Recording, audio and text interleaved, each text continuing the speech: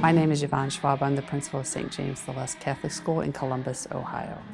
I started working here 20 years ago, and I started as the physical education teacher. And then 12 years ago, I was hired as the principal of St. James. Being a principal is not something I ever thought I would do in my life, but sometimes circumstances direct you in a way, and God leads you in a way that you just know it's the right thing to do at that time. 2 years after I got here, Father Pat Patterson arrived, and he started a Spanish Mass with 50 people. From there, it's grown now where we have 4 Spanish Masses and an attendance of 800.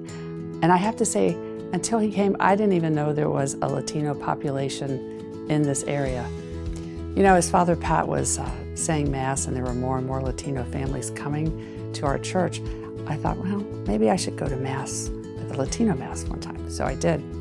And I'm looking around and I'm thinking, wow, look at all these children. Why don't we have all these beautiful families in our school? They're so reverent, so fervently Catholic, but we don't have them at school. So I began to do some research, and through the University of Notre Dame, with the study I read, I found out that 70% of the participating Catholics between 18 and 35 are Latino, but not here, not in our school. So from there, I decided I would take a leap of faith.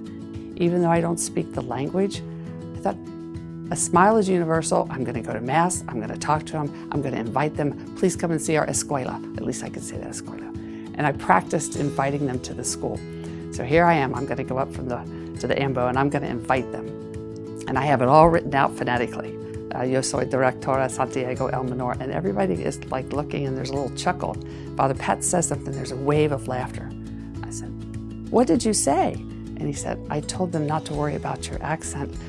So I was like, oh my gosh, I do have an accent. I didn't even think about that. So I stood there and I introduced myself, and I invited them to please come and see the school, and I would be available to answer questions.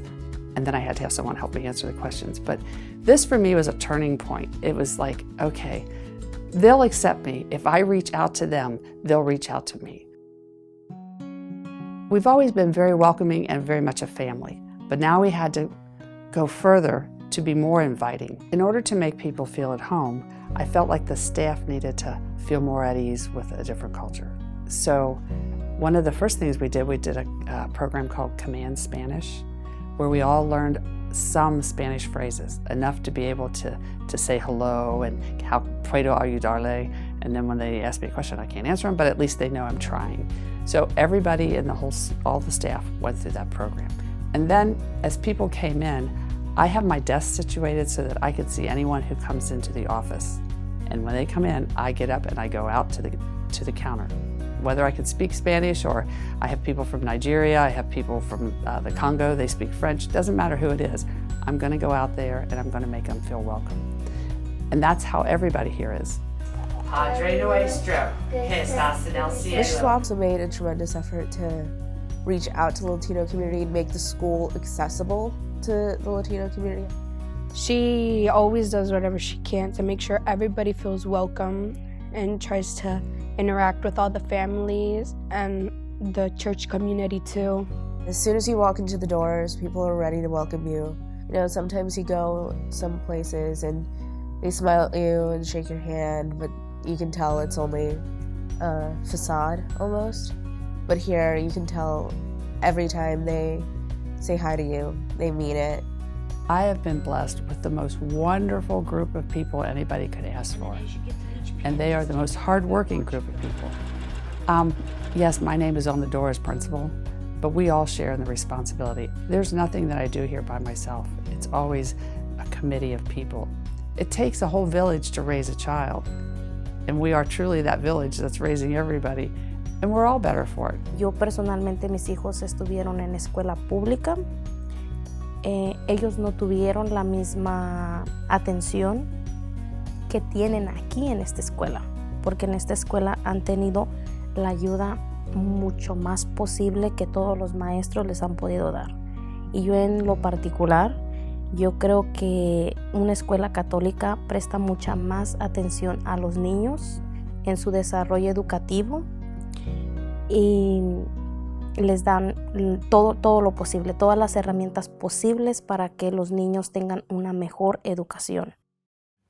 I think it was around February or March of 2010 when the downtown office called and said, there's this conference at Notre Dame given by Father Joe Capora about Latinos in our schools. And do you think anybody in you and maybe a couple of your staff members would like to go? I thought, well, yeah, that'd be great. So I went to a faculty meeting and I said, so I told them about it, we'd be going to Notre Dame, you'll have to give up 3 days of your summer and we're gonna learn more about how to help our Latino children and what we're doing and what we need to do. And to my surprise, 17 people put their hands up and I was like, oh, I don't know if all of those can go, but we did. And we learned so much from Father Joe. So many things that we were already doing, but many things that we could improve on. I think anytime you make a change, it makes people nervous and they're not exactly sure what's going to happen. I would say the biggest pushback was out of, first, are we going to lose our Catholic identity? But we aren't losing our Catholic identity, we're enriching it with another culture who also has the same Catholic identity as we do.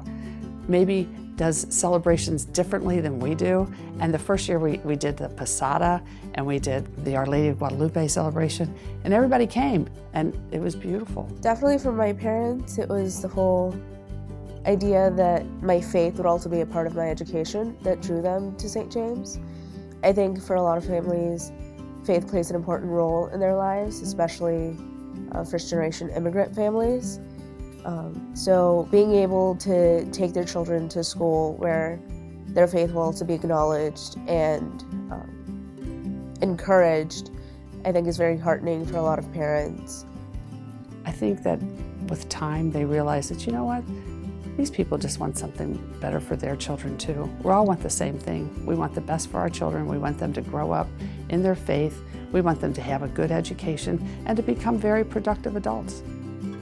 You start realizing how much you view the world by what you were brought up with and how you need to stop and really look and think about how things are for other people. We didn't have a statue of Our Lady of Guadalupe in our school.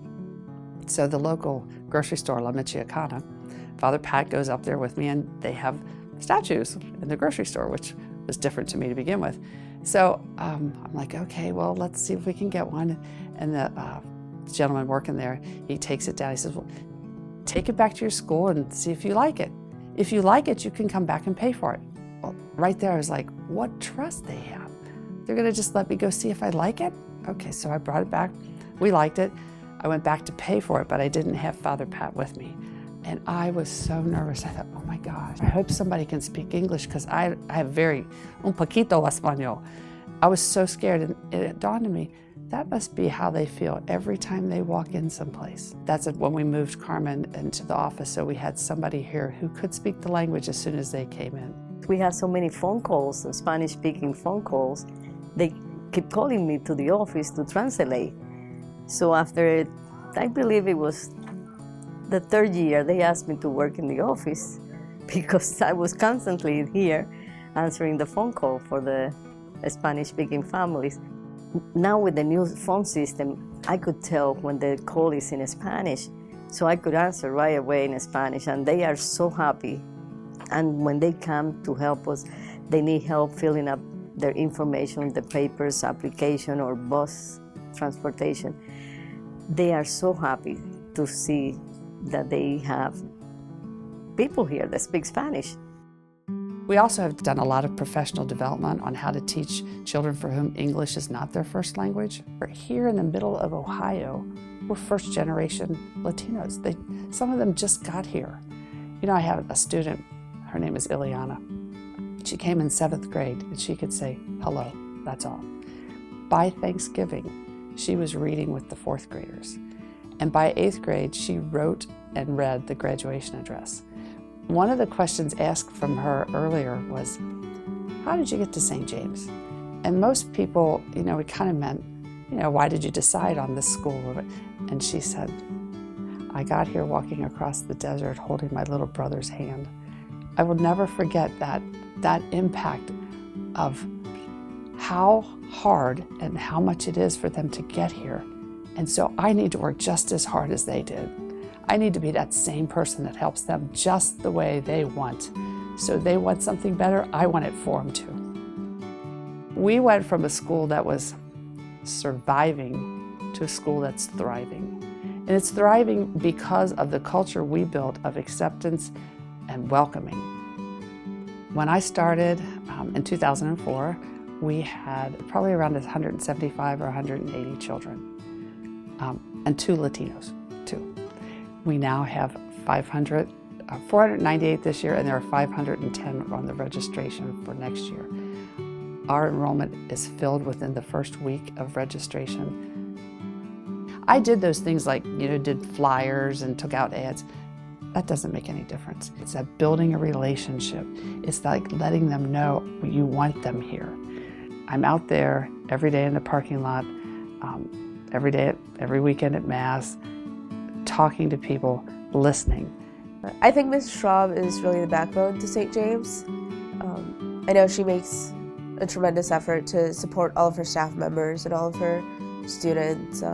Parents can come into the school at any time and they'll have their concerns addressed. And I think that's why a lot of parents continue to bring their kids here, because they feel like they're comfortable and welcomed more than anything. The first and most important thing in a Catholic school is being a role model of the faith. And I think that's probably more important than any paperwork you have to do, and I drop all that to make sure that I'm talking to people and taking care of them and showing them that we really are a family here. The family aspect is huge, just in the fact that you can have a safe space to go and it's somewhere familiar and just a part of your everyday routine. It's 8 o'clock at night and the doorbell rings. Why am I here at 8 o'clock at night? I don't know, but I am. And I go to the door and it's one of my kids and they ran away from home. You ran away from home and you came here? I knew you'd be here, so I came here. It's the knowing that they trust and you can take care of them and you can be there for them. This is a mission that is so important. It's so important to the families who come here. It's so important to every child. It's so important to the Catholic Church. We all need to be missionaries in this area and help people understand that we can make Catholic schools affordable and accessible to them and then enrich the lives of everyone in the community. When I think about people and their lives being transformed, our lives are also transformed, and we are all better for knowing them. There are a lot of children that have come through that I'm so proud of that got to high school. Some of our kids, high schools, they're the first person in their family to have gone to high school and to have graduated. Many of them are many of my parents don't have much in the way of education. Andrea Martinez, she came here late, 7th or 8th grade, and her little brother's in 5th grade now. But she is a remarkable young woman who stands up for herself and takes care of everyone else. She's the one in her neighborhood who's doing all the translating, going with people to the doctor's office and the dentist. All the neighborhood people come and ask her for help, and she does all of that with ease. She helps teach the ESL classes to the adults. And one of my proudest moments was when she got a full scholarship to Notre Dame. And she made my proudest moment when she said to Father Joe, "I'm Andrea from Mrs. Schwab's school." That's something to really be proud of.